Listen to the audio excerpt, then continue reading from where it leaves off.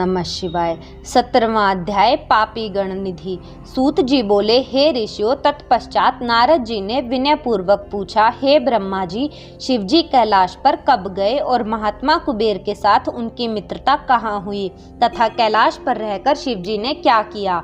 ब्रह्मा जी बोले, हे नारद, काम्पिल्य नगर में एक यज्ञदत्त नाम का ब्राह्मण रहता था जो यज्ञ विद्या में बड़ा ही पारंगत था। उसके एक गुणनिधि नामक पुत्र था जिसकी आयु उस समय 8 वर्ष की थी।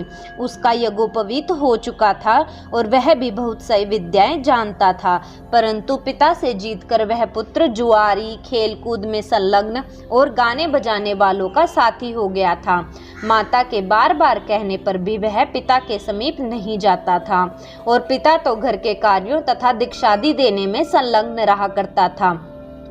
और जब घर आकर अपनी स्त्री से पूछता कि इस समय गुणनिधि कहाँ गया है, तो वह कह देती कि कहीं स्नान करने या देवताओं का पूजन करने गया होगा।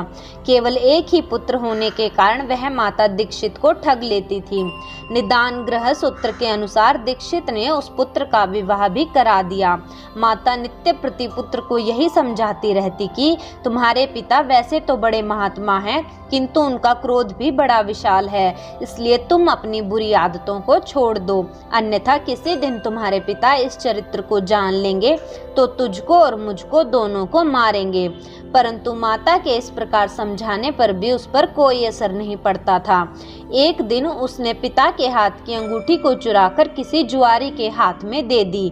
दैव योग से पिता ने उस अंगूठी को जुआरी के हाथ में देख लिया और उससे पूछा तो उसने कहा कि मैंने कोई तुम्हारी चोरी तो नहीं की, किंतु तुम्हारे पुत्र ने लाकर अवश्य दिया है।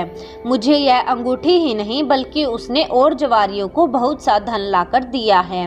परंतु आश्चर्य है कि तुम जैसे पंडित भी अपने पुत्र के लक्षणों को नहीं जान सके। यह सुनकर लज्जा के कारण दीक्षित का सर झुक गया।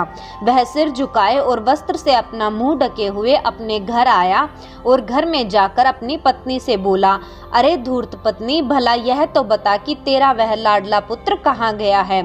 खैर, वह कहीं भी गया हो, किंतु वह मेरी अंगूठी कहाँ है जिसे उपटना करते समय तूने मेरे हाथ से ले ली थी। उसने कहा, सत्य है, तू बड़ी सत्यवादिनी है। इसी से तो मैं जब जब पूछता था कि पुत्र कहाँ गया है, तब तब तू मुझे अपनी बातों में बहला दिया करती थी। पत्नी से ऐसा कहते हुए यज्ञदत्त घर की अन्य चीजों को ढूंढने लगा, किंतु जब एक भी चीज न मिली, क्योंकि पुत्र ने उन सबको जुए में दे डाला था, तब सारा दोष अपनी पत्नी का जानकर उस दीक्षित ने हाथ में जल लेकर पुत्र और पत्नी दोनों को तिलांजलि दे दी और दूसरा विवाह कर लिया। अगर आपको हमारी वीडियो अच्छी लगी तो इसे लाइक करें, शेयर करें और पूरी शिव पुराण पाठ के लिए चैनल को सब्सक्राइब करके प्लेलिस्ट ज़रूर चेक करें। धन्यवाद। हर हर महादेव।